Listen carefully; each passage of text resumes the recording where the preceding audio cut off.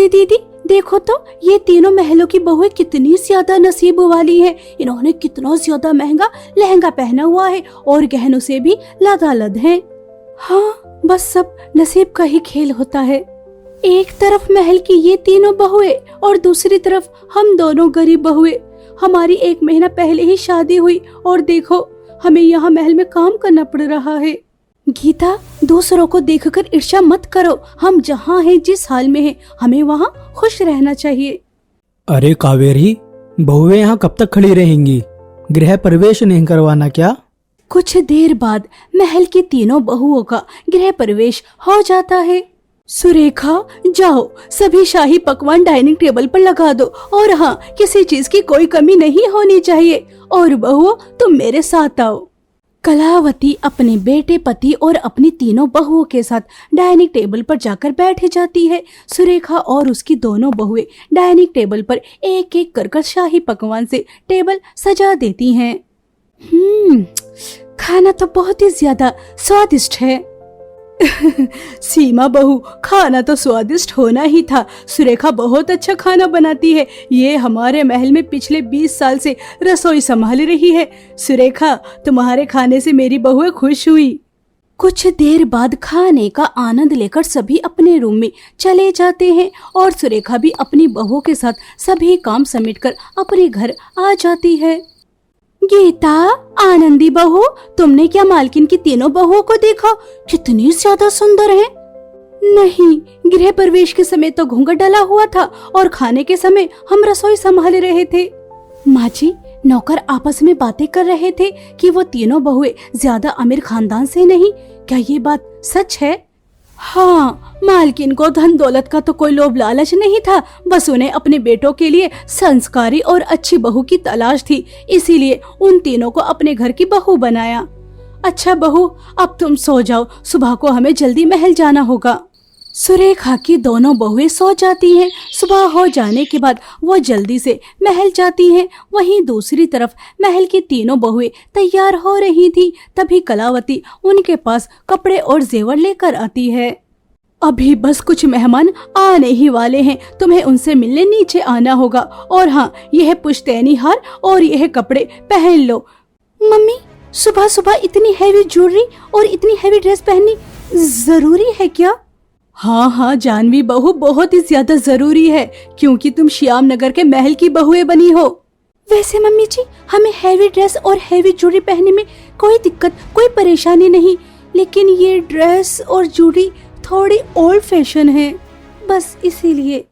देखो, यह मेरी पसंद का है, इसे अब तुम पहन लो। अब तुम महल की बहुएं बन चुकी हो, आगे जो तुम्हें पसंद आए वो तुम खरीद लेना, ठीक है? आज मेरी ही पसंद से काम चला लो। ठीक है, हम बस अभी तैयार होकर आते हैं।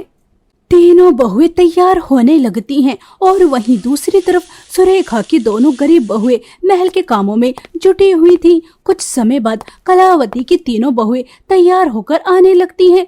तभी गीता उन्हें देखकर चौंक जाती है। मेरी आंखों ने जो अभी देखा, क्या वो सच है?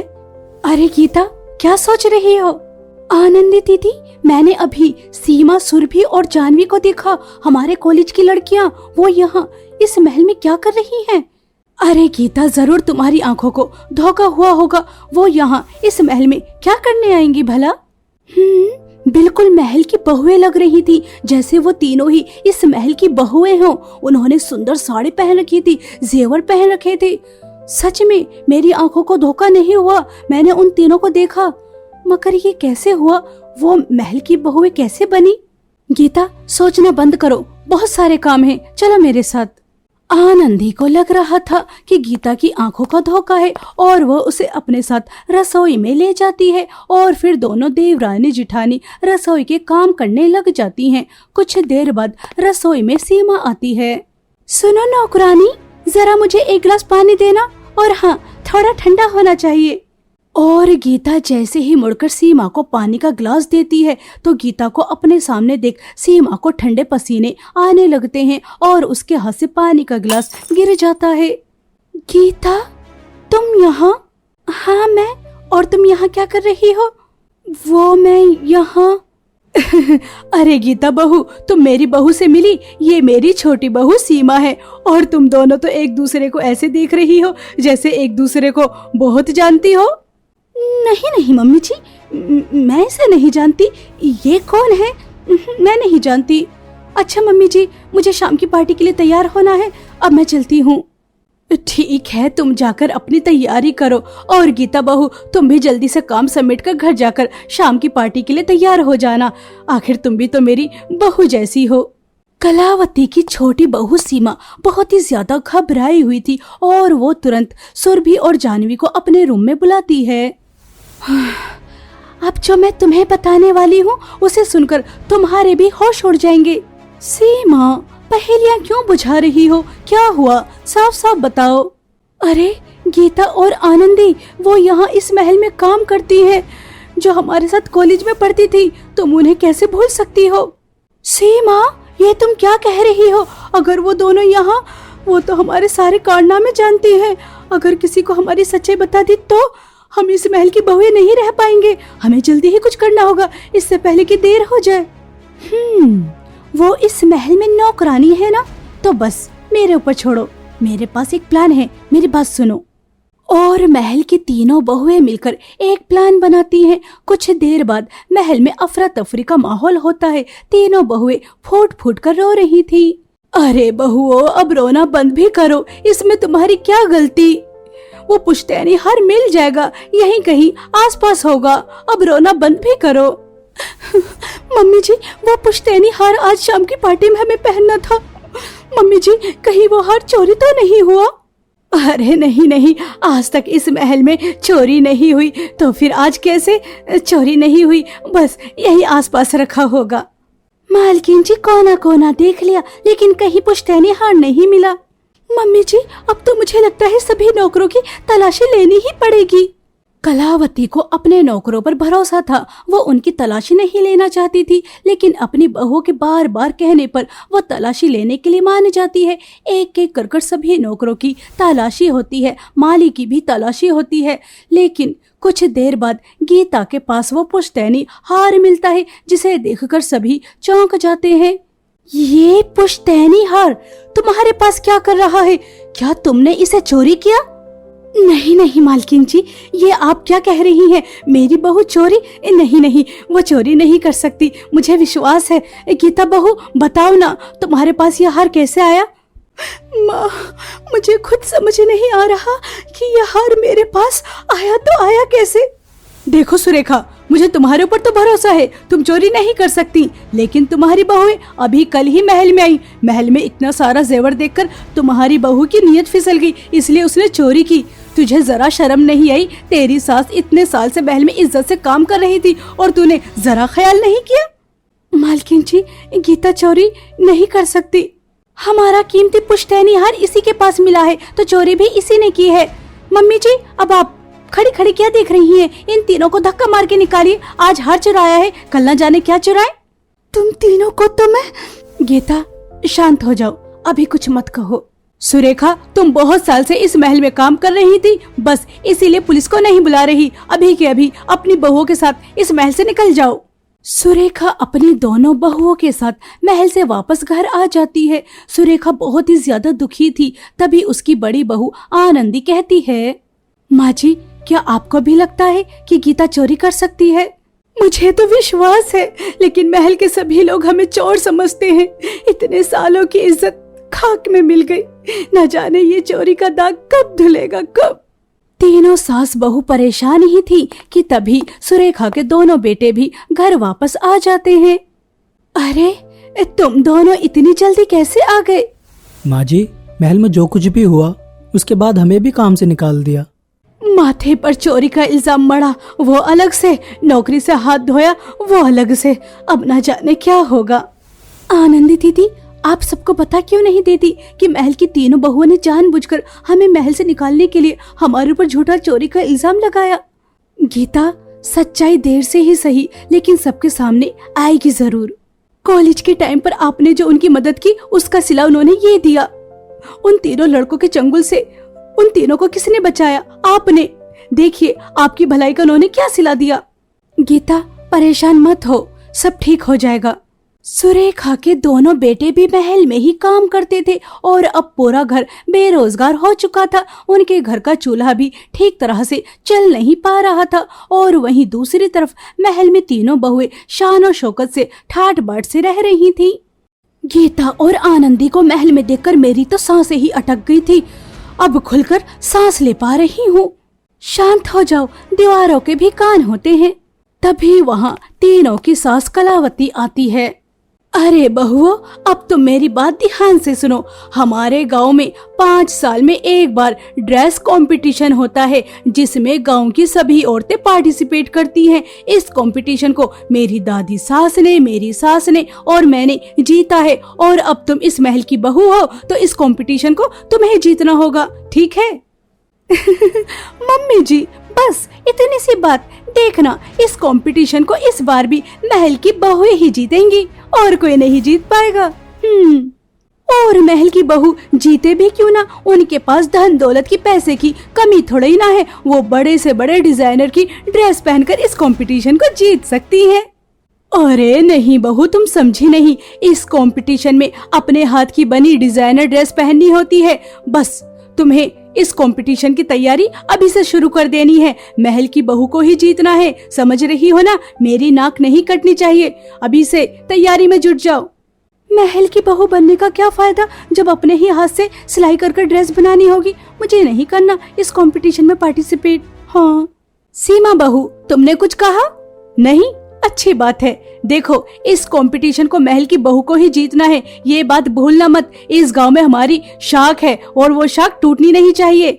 कलावती के कहने के बाद महल की बहुएं भी इस कंपटीशन की तैयारी में जुट जाती हैं और वहीं दूसरी तरफ गांव की और औरतें भी, सुरेखा की दोनों गरीब बहुएं भी इस कंपटीशन की तैयारी कर रही थी। आज तक इस प्रतियोगिता में कोई नहीं जीता। महल की ही औरतें इस प्रतियोगिता को जीतती आ रही हैं। ये तो परंपरा से बन गई। गांव की औरतें बेकार में ही इस प्रतियोगिता में भाग लेती हैं, इतनी मेहनत करती हैं और बाजी महल की बहुएं मान लेती हैं। वो तो महलों में रहती हैं, उनके पास पैसों की कमी थोड़ी ना है, महंगे से महंगा कपड़ा खरीद सकती हैं। बेचारे गाँव के लोग मेहनत मजदूरी कर कहाँ सुंदर ड्रेस बना पाते होंगे। हाँ गीता बहू, तुमने बिल्कुल ठीक कहा। महंगे कपड़ों की तो बात ही अलग होती है, जिस वजह से वो प्रतियोगिता को जीत जाती हैं। तुम दोनों बहू मेहनत मत करो, इस प्रतियोगिता में भाग मत लो। माँ जी, पीछे हटने से तो अच्छा है एक बार कोशिश ही कर लेते हैं। अगर 1% हम जीत जाते हैं तो हमारे पास पैसे होंगे, जिन पैसों का हम कोई भी कारोबार कर सकते हैं। ठीक है बहू, जो तुम्हें करना है करो। सुरेखा ऐसा कहकर चली जाती है। आनंदी गीता के साथ ड्रेस बनाने के लिए कपड़ा खरीदने जा रही थी। वहीं दूसरी तरफ महल की तीनों बहुएं भी शॉपिंग पर जा रही थी। तभी उन्हें देखकर रुक जाती हैं। ओह, तो अच्छा, तुम दोनों गरीब बहुएं भी इस कंपटीशन में पार्टिसिपेट कर रही हो। क्या लगता है कि तुम इस ड्रेस कंपटीशन में जीत जाओगी? तुम्हारी कोशिश बेकार है। मुझे लगता है कि तुम्हें अपने पैसे बर्बाद नहीं करने चाहिए, वो पैसे तुम्हारे खाने में काम आएंगे। हम दोनों गरीब बहुएं इस ड्रेस कंपटीशन में तुम तीनों महलों की बहुओं को हराकर कैसे धूल चटाते हैं, देखना। सपने देखना अच्छी बात है, लेकिन इतने बड़े बड़े सपने देखना अच्छी बात नहीं। सपने वही देखो जो पूरा कर सको। इसलिए कहती हूँ, तुम्हारे पास कपड़ा खरीदने के पैसे नहीं, पैसे बचा कर रखो, तुम्हारे काम आएंगे। देखो, अगर हम इस ड्रेस कंपटीशन में हार जाते हैं तो हम भूल जाएंगे कि हम कभी एक साथ भी रहा करते थे। और अगर हम इस ड्रेस कंपटीशन को जीत जाते हैं तो तुम्हें सबके सामने हमसे माफी मांगनी होगी और हमारे ऊपर जो झूठा चोरी का इल्जाम लगाया है उसे हटाना होगा और तुम्हें अपनी सास को भी अपनी सारी सच्चाई बतानी होगी। कहो, तैयार हो? वैसे इस ड्रेस कंपटीशन को तो हम ही जीतने वाले हैं, तुम तो हार ही जाओगे। और हाँ, अगर तुम हार जाते हो तो तुम्हें अपने ससुराल वालों के साथ इस गांव को छोड़कर जाना होगा। बताओ, शर्त मंजूर? ठीक है, हमें मंजूर है और तुम भी भूलना मत। तीनों बहू बड़ी दुकान पर जाती हैं और वो डिजाइनर ड्रेस बनाने के लिए महंगे से महंगा कपड़ा खरीदती हैं। आपको ऐसी शर्त लगाने की जरूरत ही क्या थी जिसमें साफ साफ पता हो कि हमारी हार होगी। गीता, हार तभी होती है जब हम मान लेते हैं, और वैसे भी अपने ऊपर जो चोरी का धब्बा लगा है उसे इसी तरह से मिटाया जा सकता है। अब यह ड्रेस कंपटीशन सिर्फ कंपटीशन नहीं रह गया, हमारी इज्जत का भी सवाल है। हमें हर हाल में जीतना होगा। मगर कैसे?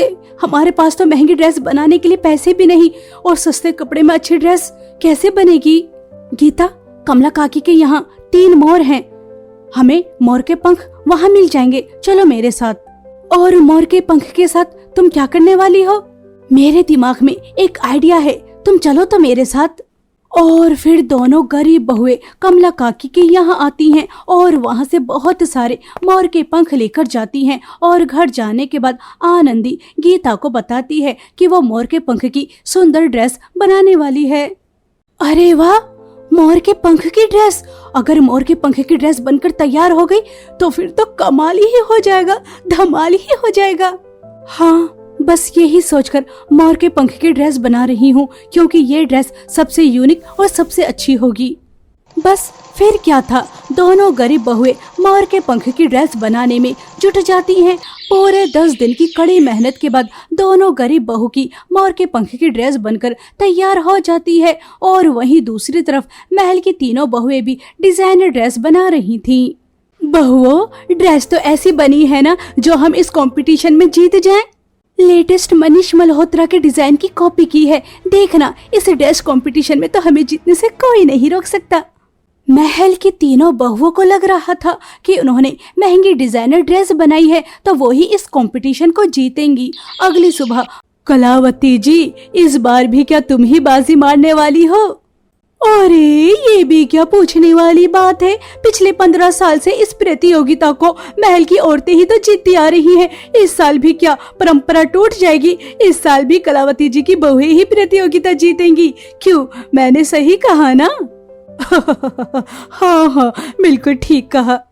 कुछ देर बाद महल की तीनों बहुएं अपनी महंगी डिजाइनर ड्रेस पहनकर इस स्टेज पर आती हैं, जिन्हें देखकर सबकी आंखें खुली रह जाती हैं, क्योंकि ड्रेस बहुत ही ज्यादा अच्छी बनी हुई थी। सबको लग रहा था कि इस कंपटीशन को महल की बहुओं ने ही जीता है, क्योंकि चारों तरफ से तालियों की आवाजें गूंज रही थी।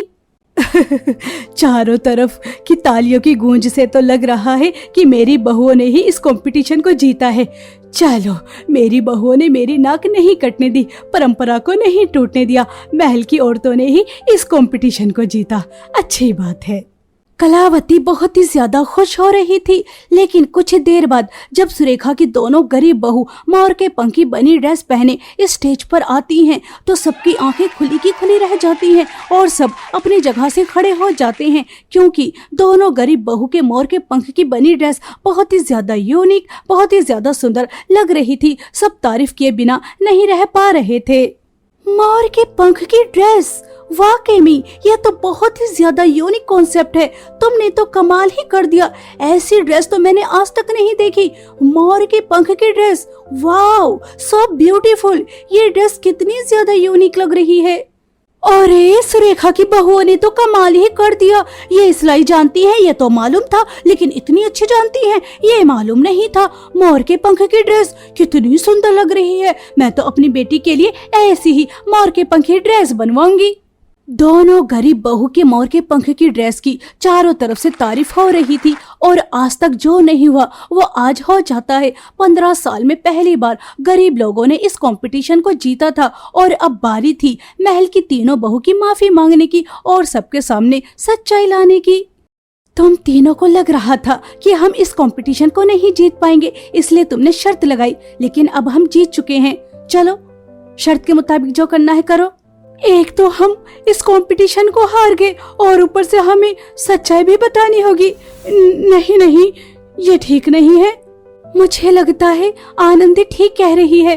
तुम दोनों हमें माफ कर दो। कॉलेज के समय भी तुमने हमारी मदद की, हम तुम्हें समझ ही नहीं पाए। हमें लगा कि तुम हमारी सच्चाई सबके सामने लेकर आओगी, मगर तुम दोनों बहुत अच्छी हो सके तो हमें माफ कर देना, प्लीज हमें माफ कर दो।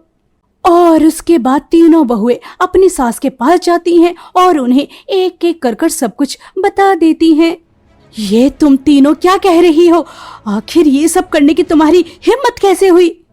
बस हमें इसी बात का डर था, इसीलिए हमने दोनों गरीब बहुओं के ऊपर चोरी का इल्जाम लगाया। मम्मी जी, हमें माफ कर दीजिए। माफी तुम्हें मुझसे नहीं, सुरेखा और उसकी दोनों बहुओं से मांगनी चाहिए। सुरेखा, मुझे माफ कर दो, मैंने तुम्हारी बहुओं को गलत समझा, सबके सामने इनकी इंसल्ट की। हो सके तो मुझे माफ कर देना। मेरे और मेरी बहुओं के ऊपर से चोरी का धब्बा मिट गया, मुझे और कुछ नहीं चाहिए। मालकिन जी, आप अपनी तीनों बहुओं को माफ कर देना। कॉलेज के समय उनसे जाने अनजाने में जो गलती हुई उसकी उन्हें कोई बड़ी सजा मत देना। सुरेखा, तेरी दोनों बहुएं बहुत ही ज्यादा अच्छी हैं। सच्चाई जानने के बाद कलावती अपनी तीनों बहुओं को महल से नहीं निकालती और उन्हें उस गलती के लिए माफ कर देती है। तीनों को अपने किए पर बहुत ही ज्यादा पछतावा होता है और वो बार बार गीता और आनंदी से माफी मांगती हैं और अब दोस्त बनकर एक साथ एक ही गांव में रहती हैं